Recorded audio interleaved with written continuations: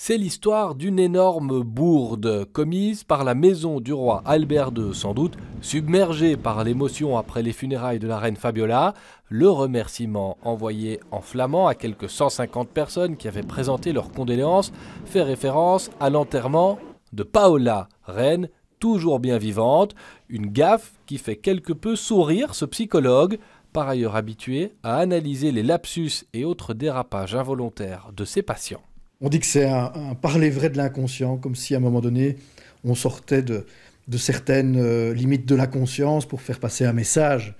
Alors il y a des très très beaux lapsus dans l'histoire, il y en a qui sont d'ailleurs très très drôles. Il paraît qu'on fait un lapsus environ tous les 900 mots, donc c'est quelque chose de fréquent, hein. Et on a deux types de lapsus, le linguae quand on le fait en parlant, et le calami quand on le fait en l'écrivant.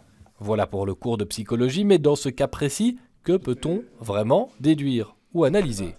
Je le perçois plutôt comme une association très habituelle de Reine et de Paola.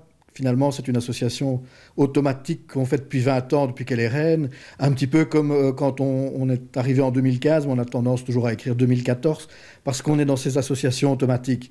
Alors, à moins vraiment que ce soit un lapsus de la part de celui qui l'a écrit, qui aurait eu un désir refoulé de voir mourir la reine Paola, mais ça lui appartient et peut-être qu'il pourra nous le dire.